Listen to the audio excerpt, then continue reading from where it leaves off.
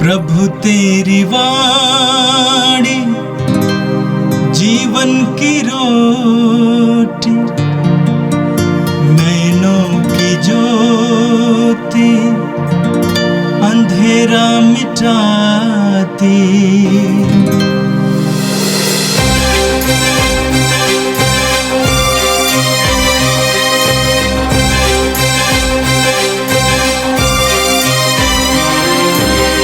प्रभु तेरी वाणी जीवन की रोटी, नैनों की ज्योति अंधेरा मिटाती। प्रभु तेरी वाणी जीवन की रोटी, नैनों की ज्योति अंधेरा मिटाती। वाणी वाणी वाणी वाणी वाणी पवित्र है, शाश्वत है, जीवन का मन्ना है। 3 फरवरी मंगलवार। पहला पाठ सामुएल का दूसरा ग्रंथ, अध्याय 18, पद संख्याएं 9 से 10, 14 और 24 से 25, 30 से 32, अध्याय 19, पद संख्या 1 से 3। दाऊद के कुछ सेवकों ने संयोग से अबशालोम को देखा। जिस खच्चर पर अबशालोम सवार था, वह एक बड़े बलूत की डालियों के नीचे से निकला और अबशालोम का सिर बलूत में लटक गया। खच्चर आगे बढ़ गया और अबशालोम आकाश और पृथ्वी के बीच लटकता रहा। एक व्यक्ति ने उसे देखा और यह कहते हुए योआब को इसकी सूचना दी, मैंने अबशालोम को एक बलूत से लटकता हुआ देखा। योआब ने 3 भाले ले लिए और उन्हें अबशालोम के कलेजे में भोंक दिया, जो अब तक जीवित ही बलूत से लटक रहा था। दाऊद शहर के 2 फाटकों के बीच बैठा हुआ था। एक पहरेदार दीवार के पास के द्वार मंडप की छत पर चढ़ा और उसने दृष्टि दौड़ाकर देखा कि एक व्यक्ति अकेला दौड़ता हुआ आ रहा है। पहरेदार ने राजा को इसकी सूचना दी और राजा ने कहा, उधर जाकर खड़े रहो, और पहरेदार ने वही किया। तब कुशी ने आकर कहा, मैं अपने स्वामी और राजा के लिए अच्छा समाचार ला रहा हूँ। प्रभु ने आज आपको न्याय दिलाया है और आपको उन सबों के हाथ से छुड़ा दिया जिन्होंने आपके विरुद्ध विद्रोह किया था। राजा ने कुशी से कहा, क्या नवयुवक अबशालोम सकुशल है? और कुशी ने उत्तर दिया, उस नवयुवक की जो दुर्गति हो गई है, वही मेरे स्वामी और राजा के सब शत्रुओं को प्राप्त हो, और उन सबों को भी जो आपके विरुद्ध षड्यंत्र रचते हैं। राजा बहुत व्याकुल हो उठा और द्वार मंडप के ऊपरी कमरे में जाकर रोने लगा। वह यह कहते हुए इधर उधर टहलता रहा, हाय मेरे पुत्र अबशालोम, मेरे पुत्र अबशालोम, अच्छा होता कि तुम्हारे बदले मैं ही मर गया होता। अबशालोम मेरे पुत्र।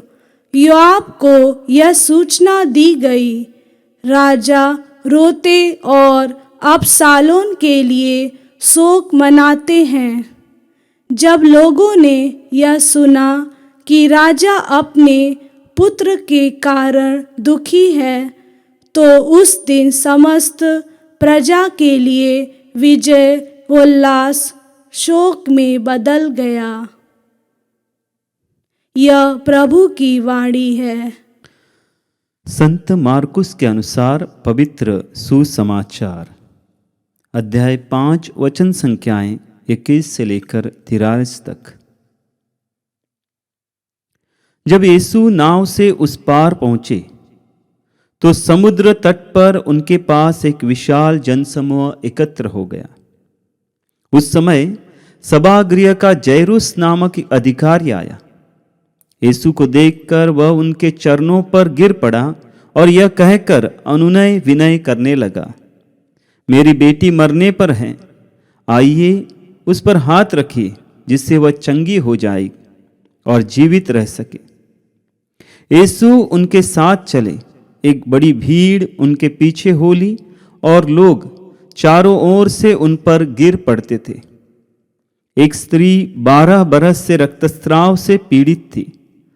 अनेकानेक वैद्यों के इलाज के कारण उसे बहुत कष्ट सहना पड़ा था और अपना सब कुछ खर्च करने पर भी उसे कोई लाभ नहीं हुआ था, बल्कि वह और भी बीमार हो गई थी।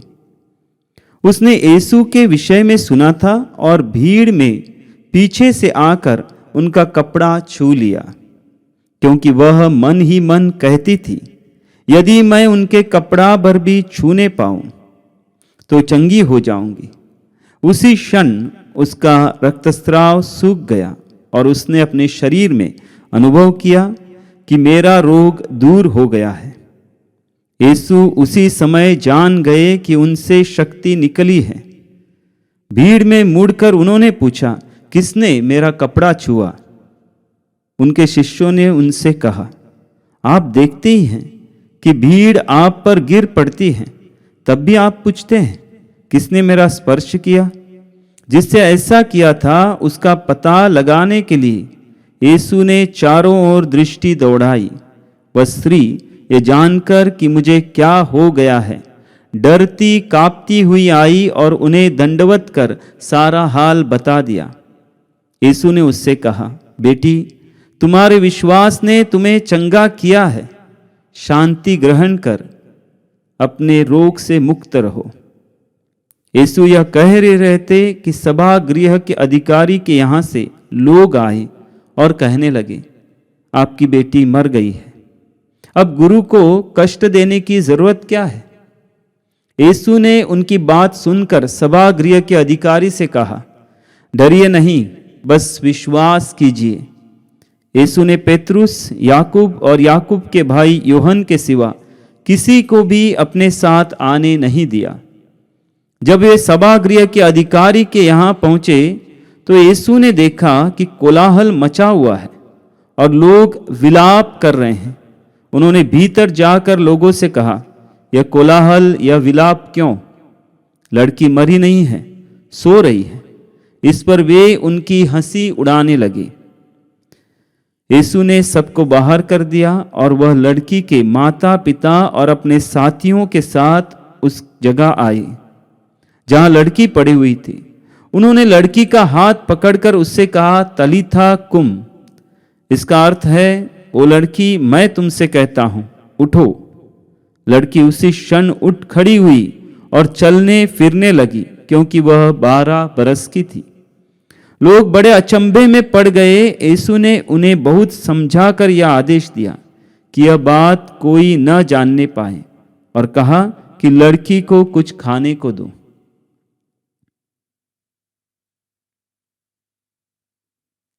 प्रभु का सुसमाचार। हे क्रिस्त, तेरी स्तुति हो।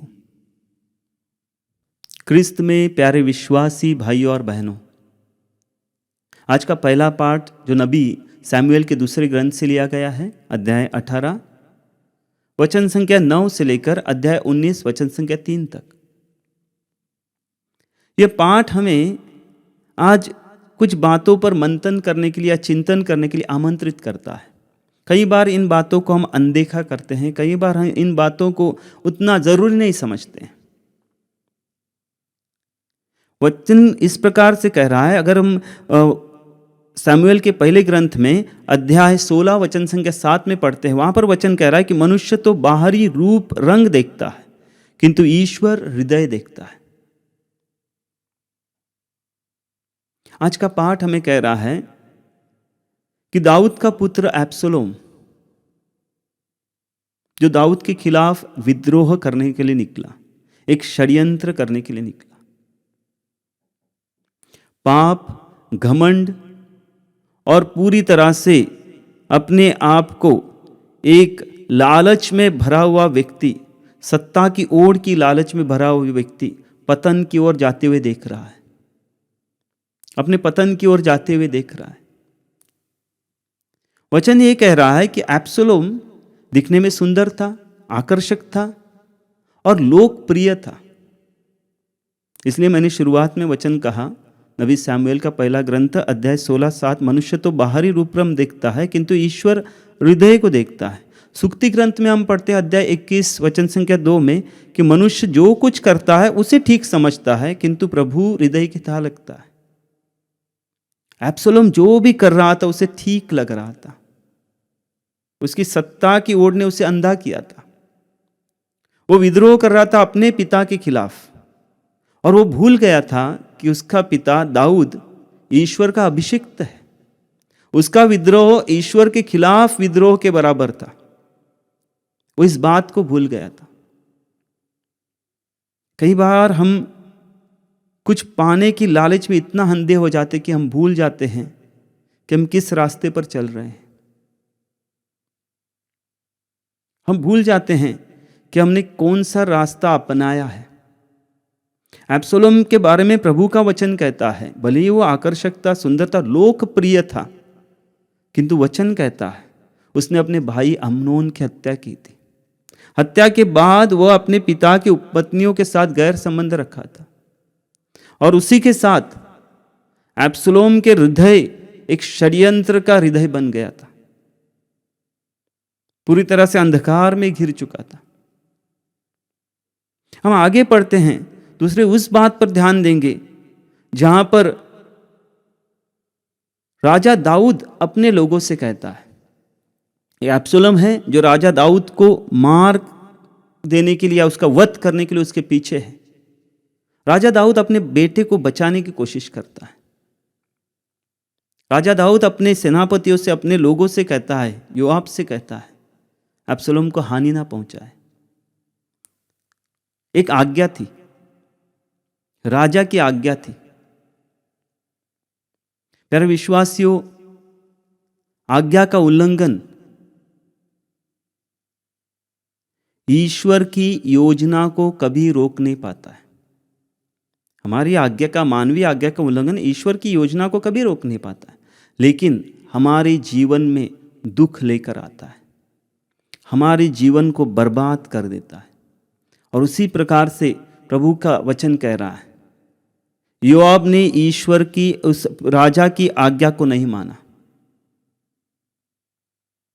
उस राजा की आज्ञा को नहीं माना, उस पिता की आज्ञा को नहीं माना जो अपने बेटे के हर एक गलत कार्यों को अनदेखा कर रहा था। उसे पता है, लेकिन वो उसको दयालुता दिखा रहा था, क्योंकि उसने अपने जीवन में ईश्वर के द्वारा मिली हुई दया का अनुभव किया था। उसे, राजा दाऊद को पता था कि मैंने कितने गलत कार्य किए, फिर भी प्रभु ने, ईश्वर ने मुझे प्रेम किया है। एक न्यायप्रिय ईश्वर के द्वारा उसके न्याय मिला था, उसको दया मिली थी, और उसी बात को राजा दाऊद जानता है। लेकिन जैसे ही योआब अब्सलोम का वध करता है और उस समाचार को राजा दाऊद तक पहुंचाता है, उसे लगा था राजा दाऊद खुश हो जाएगा, राजा दाऊद आनंदित हो जाएगा, सब प्रजा आनंदित हो जाएगी कि हमें विजय मिला है। लेकिन वो समाचार पूरी तरह से दुख में बदल जाता है, दुख में परिस्थिति में बदल जाता है। इसलिए मैंने कहा, हमारी योजना, हमारी जो आज्ञा उल्लंघन है, वो ईश्वर की योजना को कभी नहीं रोक सकता है, लेकिन हमारे जीवन को बर्बाद कर सकता है, दुखमय परिस्थिति में ला सकता है। क्रिस्त में प्यारे विश्वासी भाइयों और बहनों, आज का सुसमाचार जो मत्ती रचित सुसमाचार से लिया गया, अध्याय 5 वचन संख्याएं 21 से लेकर 43 तक, दो मजबूत विश्वासपूर्ण घटनाओं को हम देखते हैं। वचन हमें इस प्रकार से कह रहा है, जैसे लूकास का सुसमाचार अध्याय 1:37, ईश्वर के लिए सब कुछ संभव है। ईश्वर के लिए सब कुछ संभव है। और वहीं वचन हमें मार्कुस का सुसमाचार अध्याय 9 वचन संख्या 23 में कह रहा है कि विश्वास करने वालों के लिए सब कुछ संभव है। हमारे सामने दो घटनाओं को, विश्वास की मजबूती देने वाले उस घटनाओं को प्रभु हमारे सामने रखते हैं और आमंत्रित करते हैं ताकि हम अपने विश्वास को टटोल सके, हमारे विश्वास को हम आज कह सके कि मेरा विश्वास प्रभु में कहाँ पर है। जब मैं अपने जीवन में परेशानियों से घिरा हुआ हूँ, तकलीफों से घिरा हुआ हूँ, बीमारियों से परेशान हूँ, तब मुझे अपने आप को कहने के लिए एक प्रकार से प्रभु कह रहे हैं कि मेरा विश्वास मेरे ईश्वर में है क्या मैं विश्वास करता हूं कि मेरा ईश्वर सब कुछ कर सकता है, असंभव को संभव कर सकता है। आज के पाठ में वचन में कह रहा है, प्रभु का वचन कह रहा है कि जैसे ही प्रभु यीशु समुद्र के किनारे आते हैं, एक विशाल भीड़, लोगों की एक विशाल भीड़ उनके साथ हो लेती है। और वो भीड़ में इस प्रकार से वर्णन करता है प्रभु का वचन कि वह भीड़ उन पर गिरी पड़ रही थी, या हम साधारण बात से कहेंगे वो धक्का मुक्की हो रही थी। इतनी भयंकर भीड़ प्रभु के साथ चल रही है। और उसी समय एक जैरुस नामक सभागृह का अधिकारी प्रभु के सामने आता है और प्रभु से कहता है, मेरी बेटी मरने को है, बीमार है, मरने को है, आप हाथ रखिए, वो जीवित रहेगी। वह अधिकारी के घर जैसे ही प्रभु चल पड़ते हैं, उसी समय वचन कहता है कि एक 12 साल से रक्तस्राव से पीड़ित स्त्री प्रभु के पास आती है। 12 साल से रक्तस्राव से पीड़ित स्त्री, कितनी भयानक परिस्थिति से ये स्त्री जा रही है, कितनी पीड़ा में से जा रही है। और वहां पर आगे वचन कह रहा है कि उसने अनेक वैद्यों के द्वारा इलाज किया, लेकिन उसे चंगाई नहीं मिली, बल्कि उसे और कष्ट झेलना पड़ा। उसकी बीमारी और बढ़ गई। उसने अपना सब कुछ गंवा दिया था। वचन विशेष करके इन बातों को हमारे सामने रख रहा है कि वो भयंकर कष्ट झेल रही है, पीड़ा झेल रही है, उसने सब कुछ अपना गंवा दिया है। ऐसी परिस्थिति में एक साधारण व्यक्ति यही सोच रखेगा कि अब जीने से क्या फायदा है, अब जीने में क्या रखा है, सब कुछ तो चला गया, अब जी कर क्या करेंगे। लेकिन प्रभु का वचन हमारे सामने इस स्त्री को लाकर रखता है। इस स्त्री को लाकर रख रहा है कि वह अपने मन में जैसे ही विचार आया, उसने पता था, उसने सुना था कि प्रभु यीशु है जो चंगाई देने वाले हैं, उसने सुना था। और उसने मन ही मन अपने दिमाग में, अपने सोच में विचार लाया कि मैं इस व्यक्ति को नहीं छोड़ूंगी, मैं इसे छू कर रखूंगी, मैं इसे स्पर्श करूंगी। हमें वचन कह रहा है कि भीड़ की भीड़ चल रही है और एक स्त्री है जो पहले से 12 साल से पीड़ित है, टूटी हुई है, पूरी तरह से बीमार है, और इस भीड़ को चीरने की हिम्मत वो कर रही है।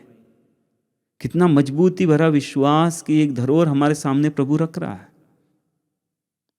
अपने आप को इस घटना में रखिए, अपने आप को इस घटना में लाइए।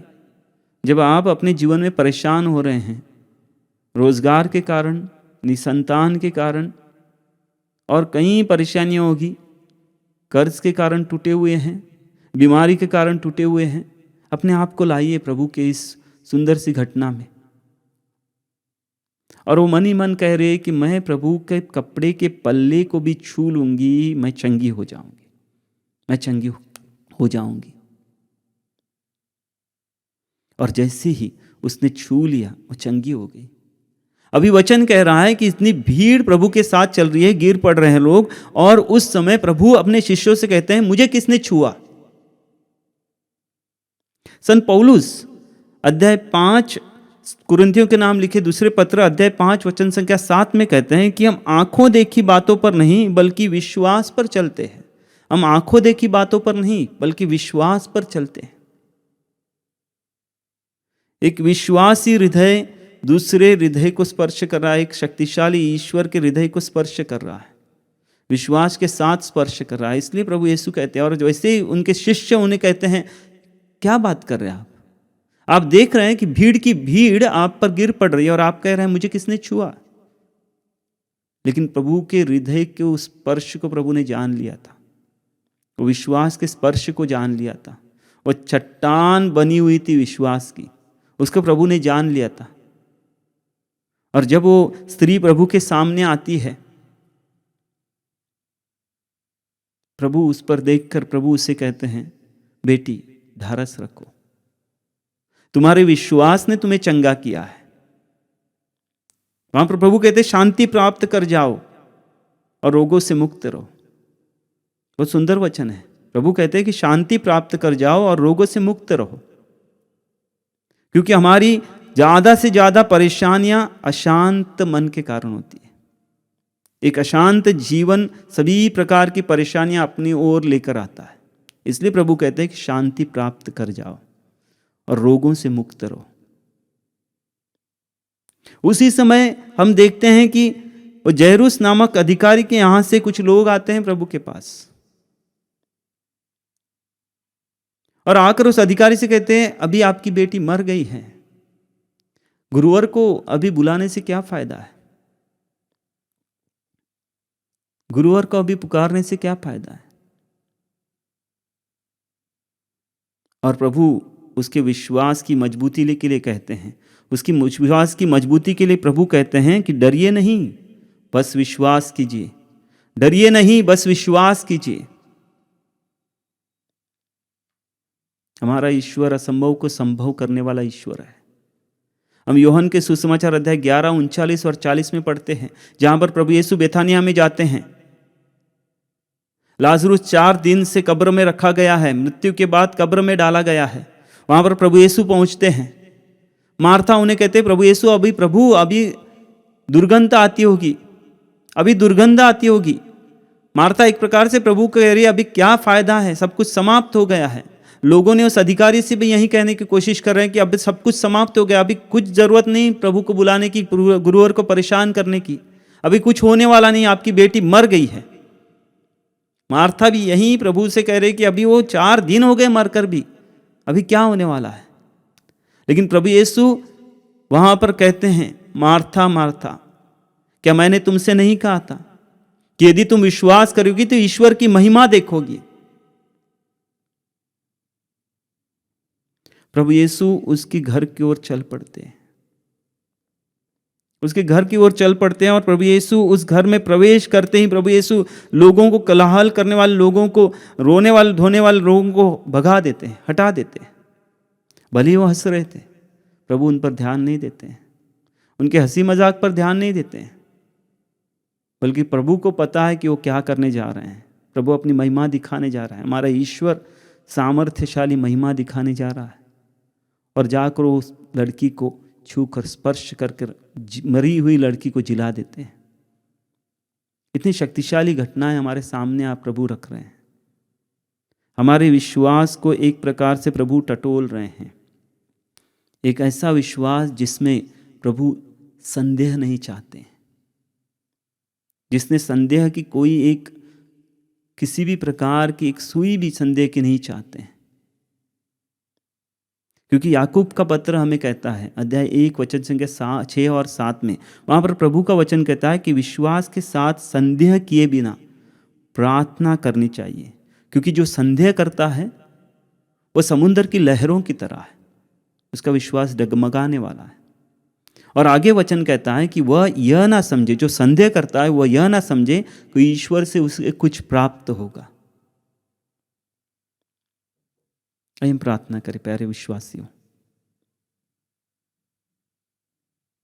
कि प्रभु जो विश्वास तूने इन दोनों घटना के द्वारा दिखाया है, हमें उस विश्वास में बढ़ने के लिए तेरी कृपा प्रदान कर। प्रभु हम नहीं जानते हम कितने विश्वासु हैं और कब हम गिर पड़ेंगे, लेकिन हमें तेरी कृपा प्राप्त हो प्रभु कि हम तुझ में विश्वास कर सके कि तू वह ईश्वर है जो असंभव को संभव कर सकता है। प्रभु हम धन्यवाद देते हो, हमारे सभी परिवारों पर तेरे सामर्थ्य की आशीष मांगते हैं। हम प्रार्थना करते हैं हमारे प्रभु यीशु क्रिस्त के पवित्र और शक्तिशाली नाम में, आमीन। प्रभु तेरी वाणी जीवन की रोटी, नैनों की ज्योति अंधेरा मिटाती। वाणी वाणी वाणी वाणी वाणी पवित्र है, शाश्वत है, जीवन का मन्ना है।